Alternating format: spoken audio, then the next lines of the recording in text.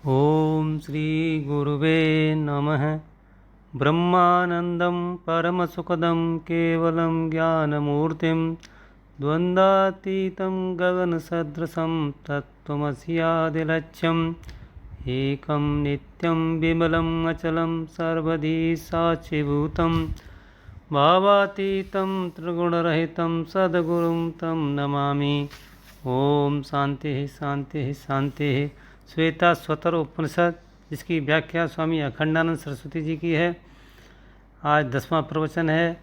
विषय है माया ही जगत कारण है। मंत्र है अध्याय 1 मंत्र 3। ते ध्यान योगानुगता अपश्यन् देवात्मशक्तिं सुगुणैर्निगूढां यह कारणानि निखिलानि तानि कालात्मयुक्तानि तिष्ठत्येकः। अर्थ है इसका, उन ब्रह्मवादी ऋषियों ने ध्यान योग का अनुगमन किया और देवात्म शक्ति का साक्षात्कार किया, जो अपने गुणों से ही छिपी रहती है और जो काल से लेकर पुरुष तक सभी कारणों का अधिष्ठान है। ते ध्यान योगानुगता अपश्यन्, जो वस्तु हमारी इंद्रियों के सामने होती है उसको हम इंद्रियों में विशेषता उत्पन्न करके देख सकते हैं। जैसे नाक से सूंघने की गंध है, तो हम वैज्ञानिक रीतियों से भी नाक में कुछ विशेषता पैदा कर सकते हैं कि दूर दूर की गंध और गंध की भी बड़ी सूक्ष्म किस्में जान सकें।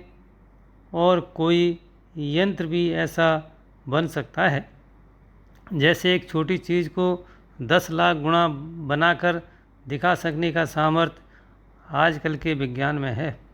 आँख पर वो मशीन लगाई और वह चीज़ 10 लाख गुणा बड़ी होकर दिखने लग गई, तो समझ लो कितना सूक्ष्म कण दिखाई पड़ सकता है। परंतु जो अनंत परम ब्रह्म परमात्मा नाम की वस्तु है, वह किसी इंद्रिय का विषय नहीं है। वह न शब्द है, न स्पर्श है, न रूप है, न रस है, न गंध है। तो जब उसके बारे में जानकारी प्राप्त करनी होती है, तो अभ्यास के द्वारा अथवा किसी ऐन्द्रिक विशेषता के द्वारा अथवा यंत्र के द्वारा हम अपनी इंद्रियों में ऐसी शक्ति उत्पन्न नहीं कर सकते जिससे अनंत वस्तु दिखलाई पड़े। तब तो फिर अनंत वस्तु की आँख ही फोड़ दें ताकि वह वस्तु हमको दिखलाई न पड़े। बोले नहीं, इंद्रियों से देखकर जिसका अनुभव होता है वह दूसरी चीज़, और इंद्रियों का निषेध करके जिसका अनुभव होता है वह चीज़ दूसरी है।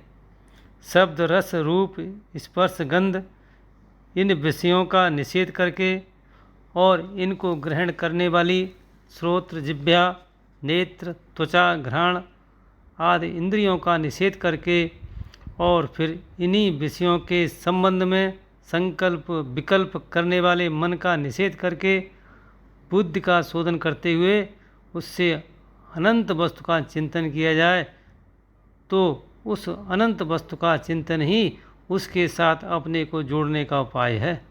इसलिए ते ध्यान योगानुता अपश्यन्, ध्यान योग के अनुयायी बन गए, विषय योग नहीं, विषय संग्रह योग नहीं।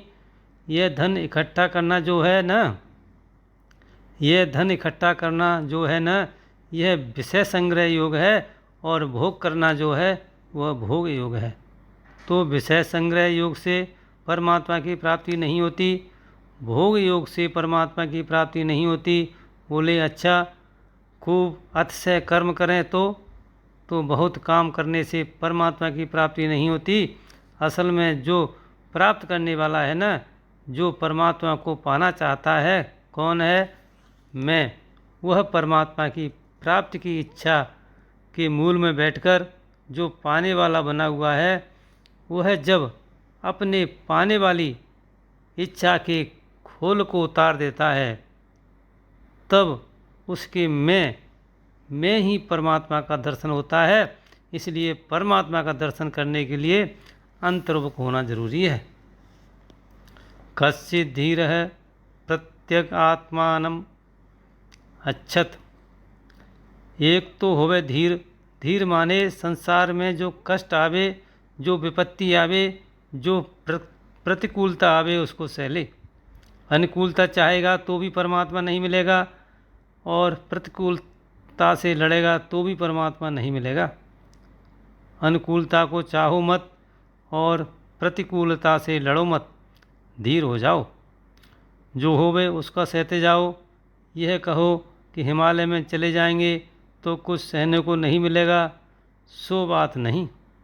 वहाँ मच्छर सहने को मिलेंगे, वहाँ सब्जी नहीं मिलती है, वहाँ पानी बड़ा ठंडा होता है, सर्दी सहने को मिलेगी।